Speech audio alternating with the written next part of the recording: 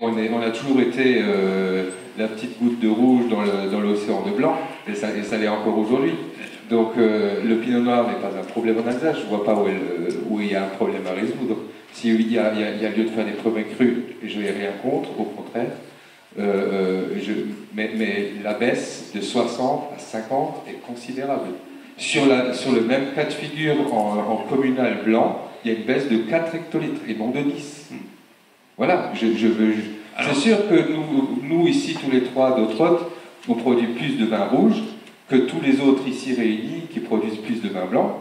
Donc la problématique, elle ne rentre même pas dans les têtes, je crois. Enfin ça, vous ne pouvez pas dire parce qu'on en a débattu, redébattu et redébattu de ce cas spécifique Autrotte. Et je tiens à rappeler quand même que ces conditions de production, c'est pas nous qui les avons proposées, hein, soyons clairs. Hein.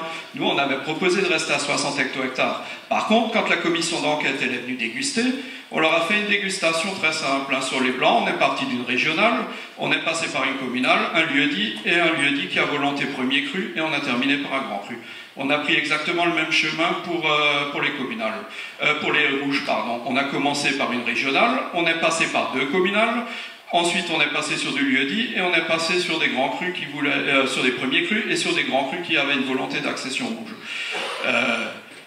La commission, elle a dégusté, elle a trouvé certaines maigreurs dans certains produits, et au bout d'un moment, elle a sorti son calepin et puis elle nous a dit « Mais attention, monsieur Boer, les communales, généralement, en France, dans les autres vignobles, c'est jamais à ces hauteurs de rendement, et ça vous pouvez le vérifier, quoi. Hein. Alors, bon, au contraire, j'étais content, justement, je mets toujours en avant la diversité alsacienne et la différence alsacienne.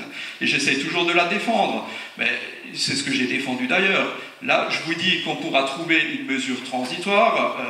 À l'instant T, je ne peux pas m'engager en rien avant d'avoir discuté avec la commission d'enquête très clairement là-dessus, et que la commission d'enquête ait trouvé un terrain d'entente avec le comité national. Moi, je ne suis pas un politicien, moi je ne fais pas des promesses en l'air. Hein. Je suis conscient de ce problème, j'essaye d'y trouver des solutions. Il y a des cas particuliers, effectivement, qu'il va falloir traiter. Mais aujourd'hui, pour autant, moi je ne peux pas m'engager à dire qu'on a une solution.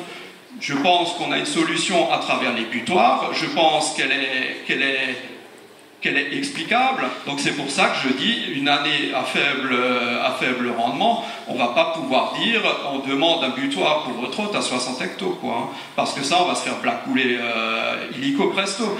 Mais un millésime comme on a eu en 2016, dire voilà, il y a des raisins qui sont là, des raisins qui sont mûrs, des raisins qui sont beaux, le tableau de bord économique il est bon, ça se commercialise bien le rouge d'Autrotte, je vois difficilement comment que le comité national pourrait nous refuser une augmentation de rendement. Mais ça reste annuel.